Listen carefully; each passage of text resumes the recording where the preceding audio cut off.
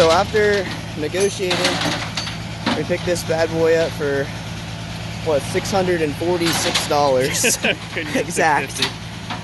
Due to some ATM problems, but we got it on the trailer. Hopefully we'll be getting it home soon. I think they're sweet. Okay, so we got back to the house. We got the Camaro here. It's about a week later. I kind of wanted to go over the car. I'm not sure if anybody would be interested in seeing some F-body stuff on the channel, but I couldn't really pass up this deal when I saw it on the marketplace. Basically, it's a 1984 Camaro. The interior's already been stripped out of it, so there's not really much to worry about, but as you can see, it's got a 4-point roll cage so far, with a pretty big mini tub. So everything's been welded up. There's obviously the brackets for the fuel cell to install later. It came with a title too, so that's a big plus.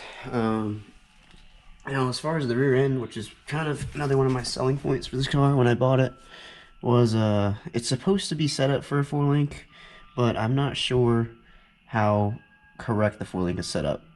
Like, I'm not sure if it was done properly, because right now I'm not really seeing all the brackets that are supposed to be there. So thinking about buying a kit and just re-welding it. We have a TIG welder on our own, or at our house, so we can hopefully weld this stuff up on our own if it is set up wrong. It's got a drive shaft safety loop. Trying to think. Right now, the rear end's just welded to the subframe of the car, and that's just temporary so you can do measurements from what I was told.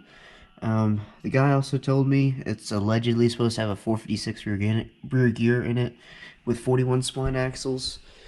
So overall, car is fairly straight, but let me see if I can open this hood. It's a lot of work. I was thinking everyone's been doing turbo LS as far as you know, street car or kind of a cash days car.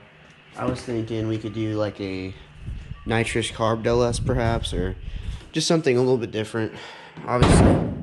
Obviously it's you know, not gonna be the most unique build, but I think it would be fun to do a turbo LS. It still has a master cylinder. I'm not sure if it's working or if it's in bad shape or whatever.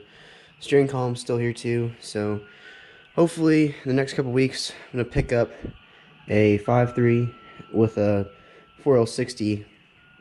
And then I already have a Brawler 650 carb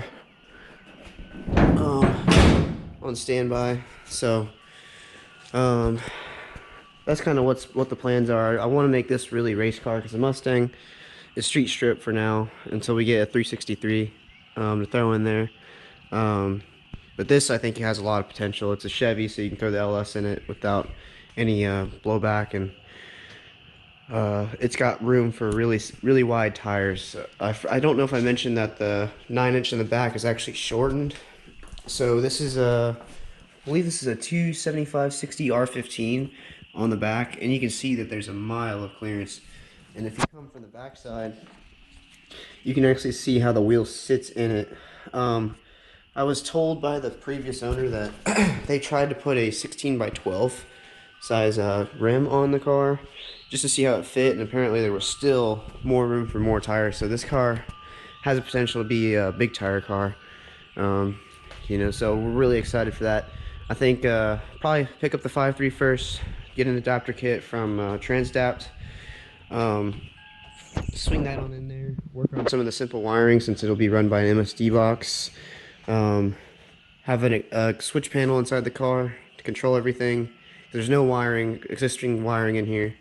Throw a fuel cell in it, and then get that 4-link set up, and then we should be good. We just need to make a drive shaft. But for now, I think what Video doesn't do it justice. is